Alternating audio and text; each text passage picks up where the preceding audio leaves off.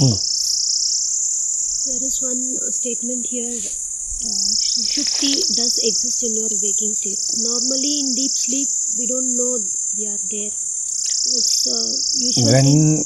Maharishi is saying that Sushupti exists in your waking state also, he is using Sushupti to refer to Turiya.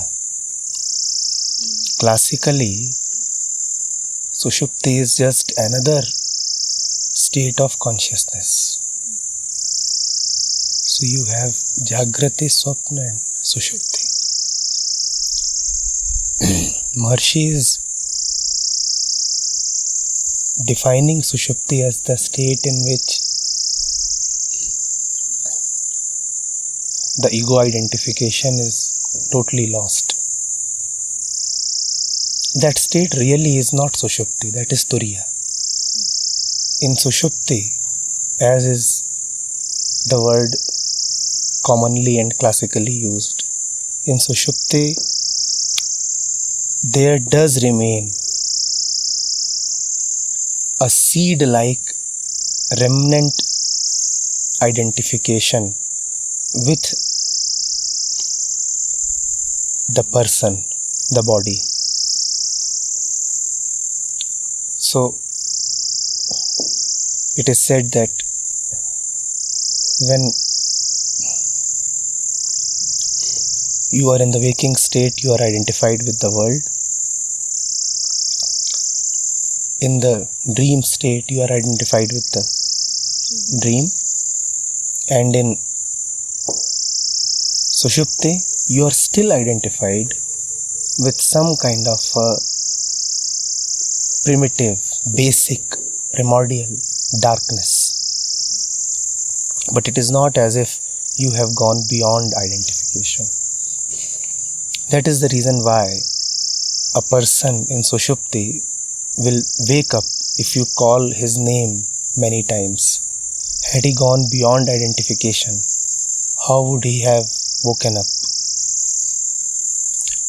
In this particular context, Maharishi is using Sushupti to represent Turiya. You can read Sushupti as Turiya here. Turiya is the witness state. Turiya is the state that is present behind the drama of waking, sleeping, dreaming.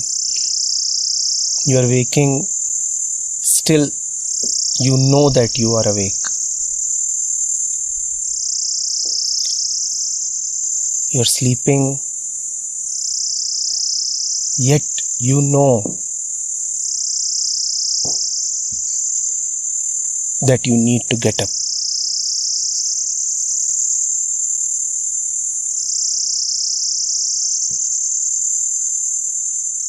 Doesn't that happen? That in the middle of the sleep,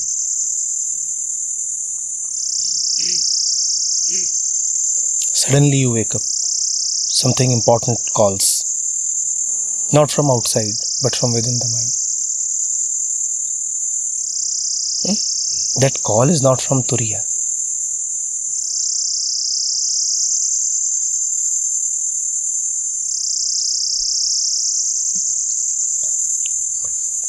Turiya is the background. It is not really a fourth state. The word Turiya means fourth.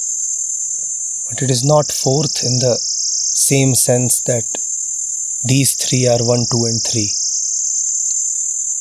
It is fourth, but it is the foundation of these three. So when one is present, 4 is present. When 2 is present, 4 is present. When 3 is present. Even when 1, 2 and 3 all are absent, 4th is still present. So you may physically die. Yet Turiya doesn't die. Once the body is dead, neither Jagrati nor Swapna nor Sushupti are possible.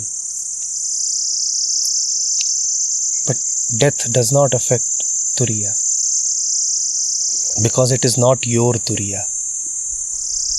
The waking state is yours. It belongs to the person. So the waking state will come to a full stop upon the death of the person.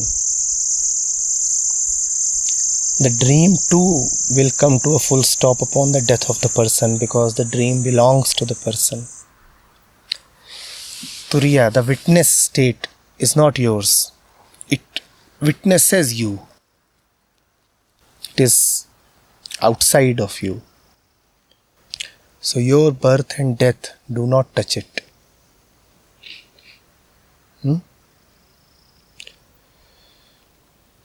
Sir, Maharaji says that you can experience sushupti in the waking state when you're in samadhi. So, what exactly is samadhi? How? Samadhi is a tranquil mind, peaceful mind. A mind that is not faced with problems.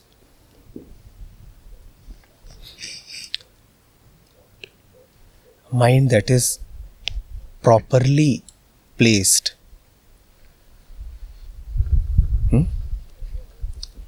That is samadhi. Sir, if sushupti can be experienced in the waking state. This is Turiya. Yes, in the waking state. Then when you say the background, the Turiya state, so how is it that sushupti can be experienced? Turiya. Okay, so he meant Turiya can be experienced. That's what I talked for the last 20 minutes. Yes, yes, but accident sushupti.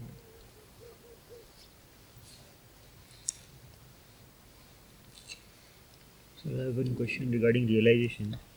So realization is nothing to be gained afresh, it is already there. All that is necessary is to get rid of the thought I have not realized. So how do we actually get rid of this thought? How did you acquire this thought? I didn't acquire, it's already there. No, it's not already there. It keeps coming to you and you keep allowing it entry again and again. Everything that tells you that you are small, incomplete, all those messages from the world, they are the ones that are reinforcing this feeling in you that you are not realized. That is how it is acquired. That happened in the childhood. That is constantly happening. Spiritual practice is the vigilance against absorbing such inputs. The spiritually alert man, the spiritually active mind, awake mind, does not just let any dirt settle upon it.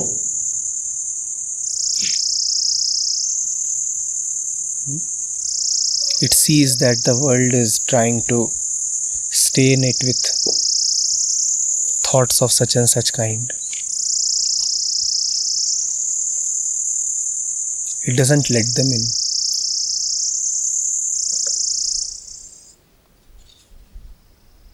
How can we prevent these thoughts from... By knowing what those thoughts really are. Nobody will ever harm you by first telling you that he is going to harm you.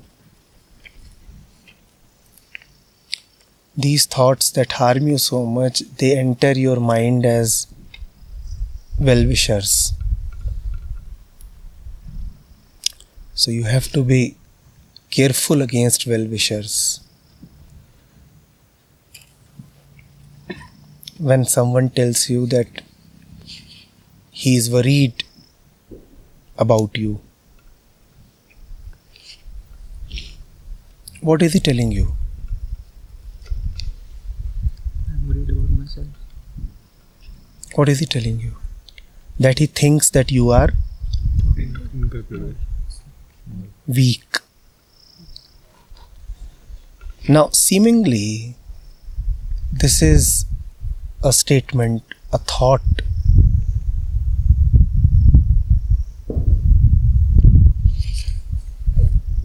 of friendliness, but it is reinforcing inside you a feeling that you are small and incapable.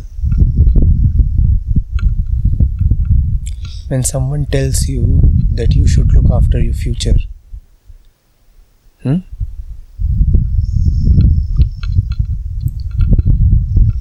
he says this as if he is a lover. But what is he really communicating to you? He is communicating to you that you are a person limited in time and space, who started with a birth, is going to have a future, and then is going to die. One has to guard against such thoughts. And such thoughts can enter the mind only in a disguised way. They wear masks. Insecurity enters you wearing the mask of love.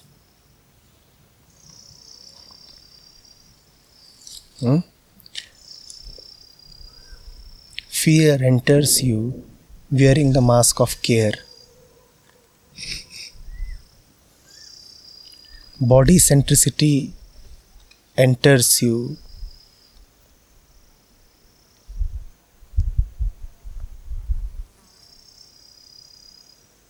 wearing some other mask.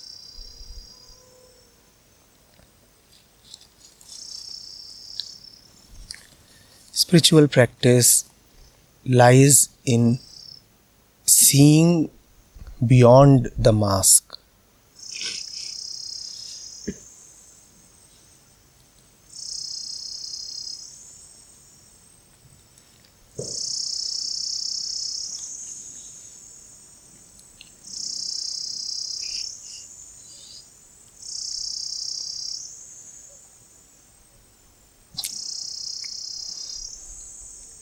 Time?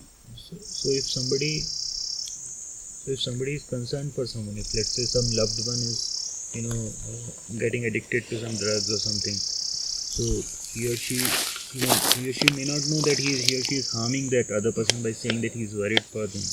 Yes. So what is the proper approach to? Somebody is, let's take this example. Somebody is caught in drug addiction.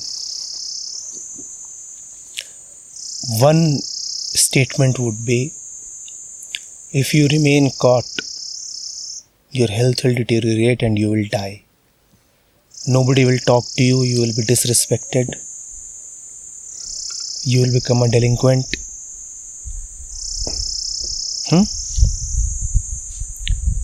Your future and career would be ruined. That is one way of. The other way is, does somebody as intelligent and beautiful and powerful as you really need drugs? You are bliss personified. Do you need any other excitement? Do you see the difference between these two approaches? I can see the difference, but if I say this, the other person will feel क्या बोल रहे हो, क्या बकवास, what the That depends on your earnestness. He will surely say that what you are saying is unbelievable, because the way in which you will say this deserves to be called as unbelievable.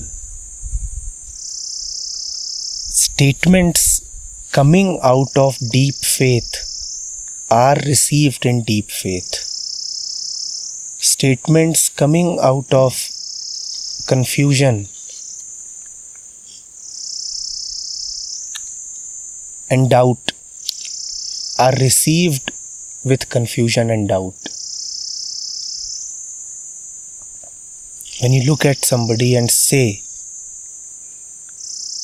with the deepest faith that you are beautiful and you do not need makeup, then that person will not say that you are talking nonsense. But for that, first of all, you must really believe that the person is beautiful. To help somebody else get out of his addictions, you must firstly have faith in living without intoxicants, living without excitement. Then when you go to that person and say that you do not need drugs because life itself is bliss, why do I need another stimulant? Then what you are saying becomes credit worthy. You have a certain credibility now because it is coming from you. He now knows that you are not just regaling him. It is not empty advice.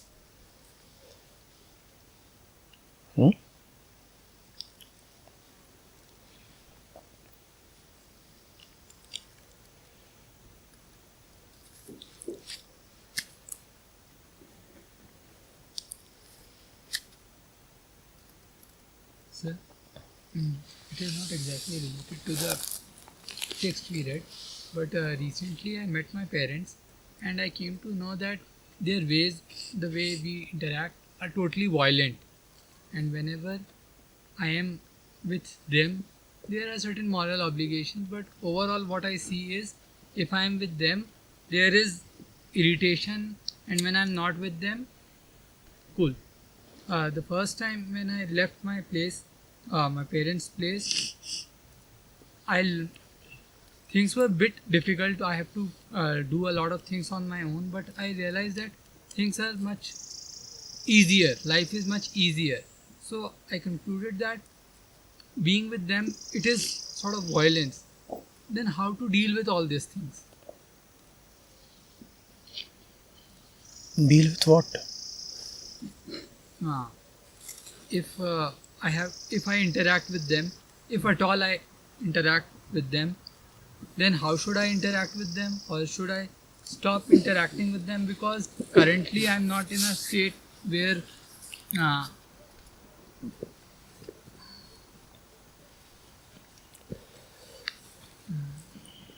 am confused regarding how to see things. Stop thinking about them. Go rather into your own mind.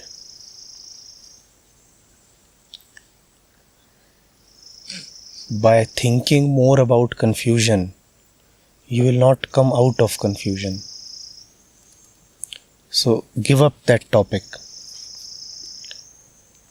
Give up that topic without concluding anything.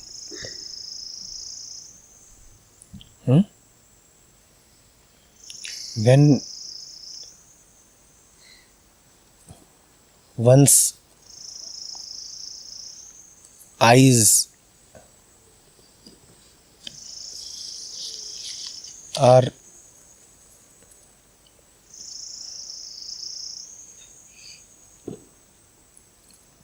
hazy and one cannot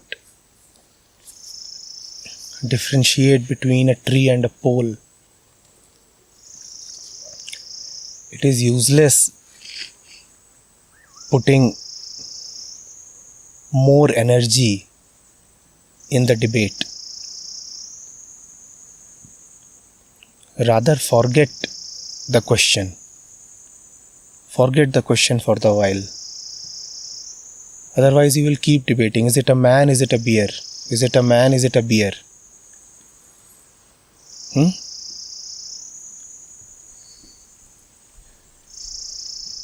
It might actually be a dog. You don't know. Or it might be nothing. So, invest your energy in cleaning up your mind. When you will know how to deal with yourself, you will know how to deal with the world, and you will also know how to deal with your parents. Nothing comes in isolation.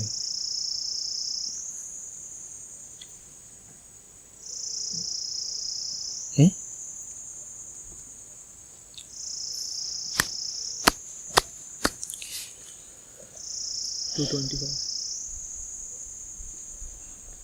One last question maybe. हाँ यहाँ हाँ बुला लो.